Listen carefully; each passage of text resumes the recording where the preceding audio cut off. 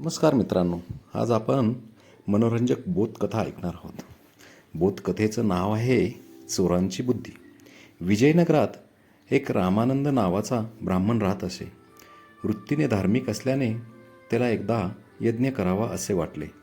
यज्ञाला बोकड हवा होता, पण पैसा नसल्याने कोणाकडून तरी तो आणावा असे त्याने ठरविले. तो एका श्रीमंताकडे गेला. या श्रीमंत यजमानाकडे खूप बोकड होते. ब्राह्मणाने यजमानाला दान म्हणून बोकड मागितला. यजमानाने त्याला बोकड दान दिला. हा बोकड तरुण होता, चांगला गलेलठ्ठ होता आणि बळी द्यायला योग्य असा होता. बोकडाला घेऊन ब्राह्मण घरी येण्यास निघाला. बोकड खूपच त्रास देऊ लागला. तो इकडे धावे तिकडे धावे. तो खूपच व्रात्यपणा करू लागला. हे पाहून ब्राह्मणाने त्याचे पाय बांधले आणि त्याला खांद्यावर टाकून तो वाट चालू लागला. याच वाटेने 3 चोर चालले होते. धष्टपुष्ट बोकड पाहून त्यांच्या तोंडाला पाणी आले. हा बोकड खायला मिळाला तर किती मजा येईल असे त्यांना वाटले. या ब्राह्मणाला गंडवायचे असे ठरवून त्यांनी मनात एक बेत पक्का केला. त्याचप्रमाणे बाजूच्या रस्त्याने वेगाने चालत ते ब्राह्मणाच्या पुढे निघून गेले. बरेच पुढे गेल्यावर त्यांच्यातल्या एक जण मुख्य रस्त्यावर येऊन ब्राह्मणाची वाट पाहू लागला. थोड्याच वेळात ब्राह्मण त्यांच्याजवळ येताच तो चोर त्याला म्हणाला, "अरे मूर्ख माणसा, असे काय करीत आहेस? काय रे, काय मूर्खपणा केला मी? अरे खांद्यावर कुत्रा घेऊन चाललास ते काय म्हणून? अरे गधड्या, माझ्या खांद्यावर कुत्रा नसून बोकड आहे. आंधळा आहेस काय? मी याला यज्ञात बळी देणार आहे.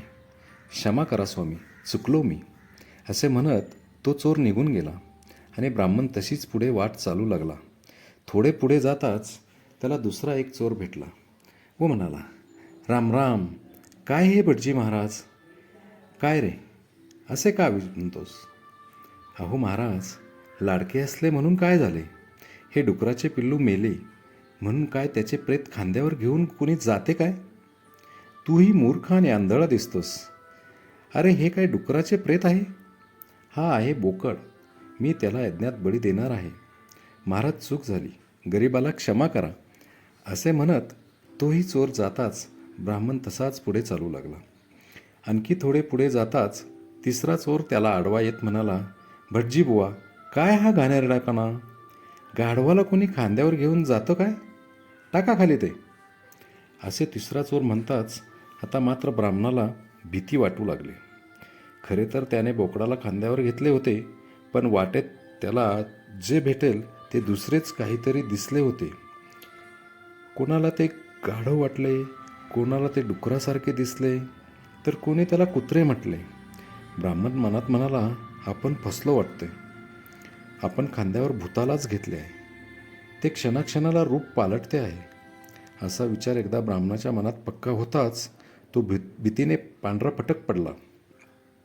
त्याला कापरे भरून सर्वांगाला घाम फुटला. खांद्यावरचा बोकड तसाच खाली टाकून तो वाऱ्यासारखा घराकडे पळत सुटला. इकडे ते तिघेही चोर आडबाजूला उभे राहून ब्राह्मणाची गंमत पाहत होते. ब्राह्मण बोकडाला टाकून पळताच त्यांनी तो बोकड ताब्यात घेतला. त्याला घरी आणले आणि त्याला कापून त्याच्या मटणावर ताव मारीत यथेच्छ मजव्याने झोडले.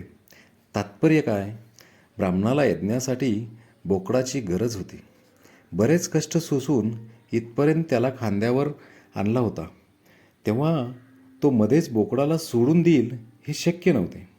तेव्हा चोरांनी कपट केले, त्यात यश आले. यासाठी बुद्धी वापरावी लागते. लोक कोणत्या प्रसंगी कसे वर्तन करतात याची समज असेल तर माणसाला अशक्य वाटणाऱ्या गोष्टी सहज शक्य होतात. मित्रांनो, ही गोष्ट इथेच संपलेली आहे. गोष्ट तुम्हाला कशी वाटली नक्की सांगा, कमेंट करा, चॅनलला लाईक करा, सबस्क्राईब करा. धन्यवाद.